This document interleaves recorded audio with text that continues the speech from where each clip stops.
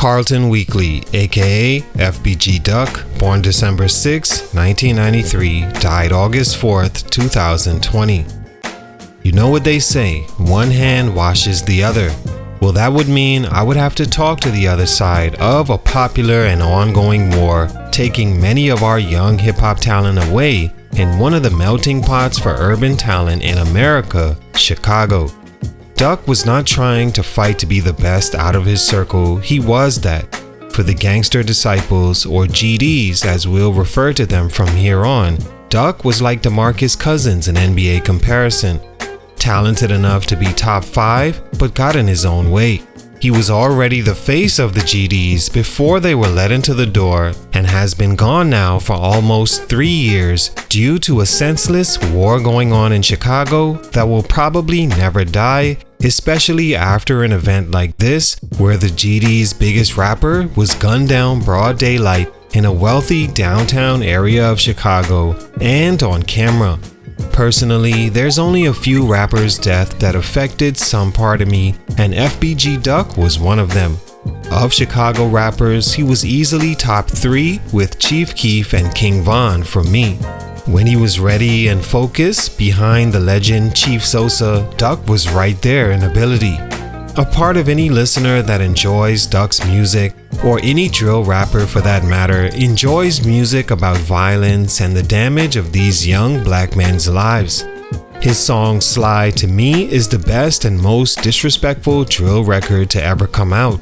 It was perfect in every way, even though as negative as they come.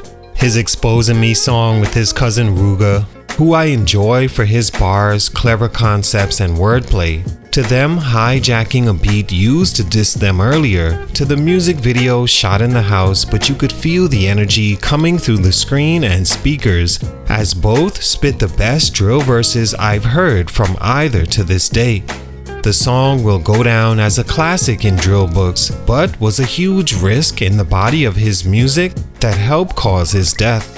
Sad, because I really believe Duck was on his way to finally getting the recognition he deserved, and not just get the GD's foot in the door, but give them a viable representative that could compete with Chief Keef and guys like Lil Durk. Where drill rappers can lack in personality or work ethic, Duck had those as his strengths.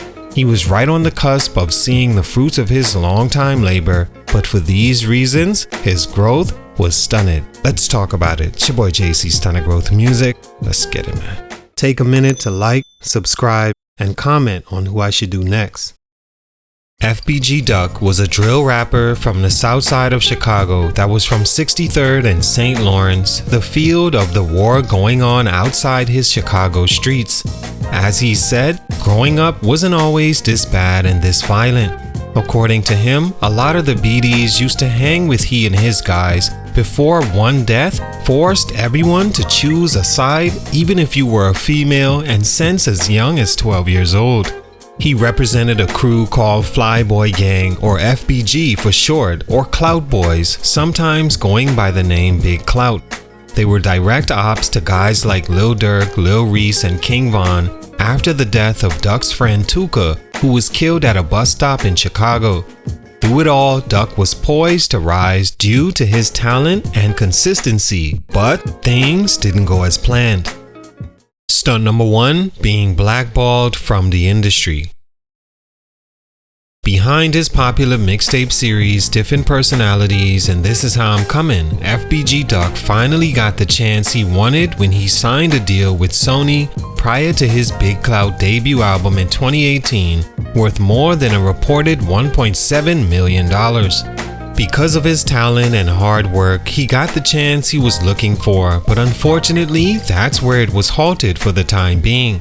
The industry itself were happy to have a guy like Duck because he brings what the industry craves. A young, influential black man, prone to violence and talking about it on record. This was a proven strategy since Chief Keef opened the floodgates back in the early 2010s. Music labels that don't understand the culture understand that whenever a rapper beefs, music sales and interests go up, meaning more money in their pockets. A rapper dying from said beef means even more money for a record label, so it's never them that actually blackball you. His blackball came as a result of his opposing gang getting to the pot sooner, creating alliances within the industry that make it harder for the opposition to eat. When Chief Keef found his way through the maze and brought the rest of the BDs, it was essentially over for the GDs because no big name artists would ruin the relationship they had with Lil Durk and the BD members, so all just stayed away from guys like Duck. Because of this, it was only so far Duck could take his music, as the BDs and their alliances started having more and more success.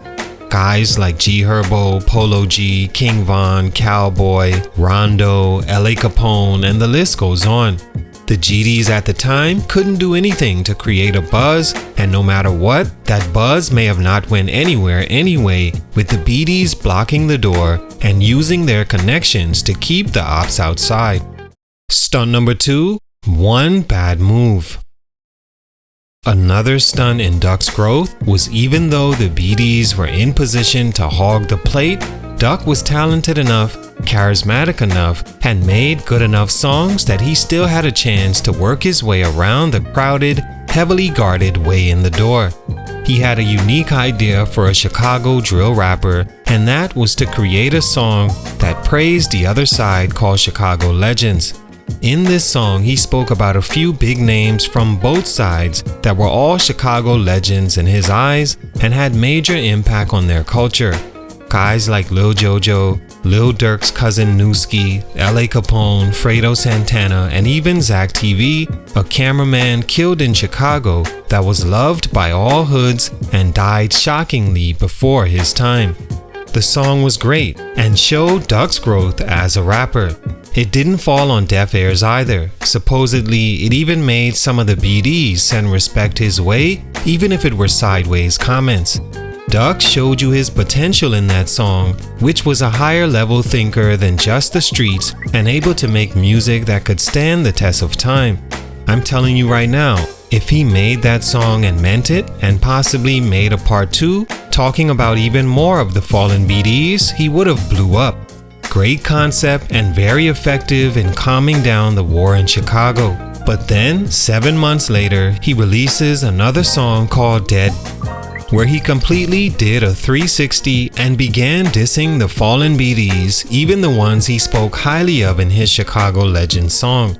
This infuriated the other side, who now felt played because you said you would stop.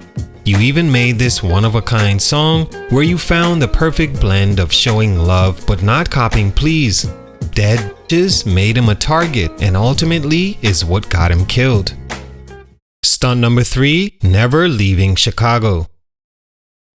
And finally, what stunted FBG Duck's growth the most was him not leaving the city known for taking rappers away too soon, and one he was now the biggest target in, seeing as he was the only left from either side with a record deal and as much clout to their name. Keef was gone, Durk, Herbo, Polo G, even famous Dex.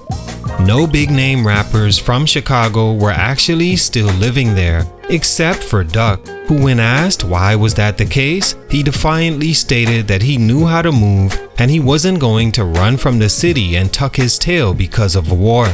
Also, that it took a lot to just up and move because his entire family was there and he'd have to be back there often anyway. But for a guy that lost his own brother Brick, who was gunned down on his own block, and a lot of other fallen soldiers, he should have been left the city. Instead, when he died, he was shopping downtown in the popular Chicago Gold Coast, where all the name brand stores are, shopping for designer clothes for his child's birthday.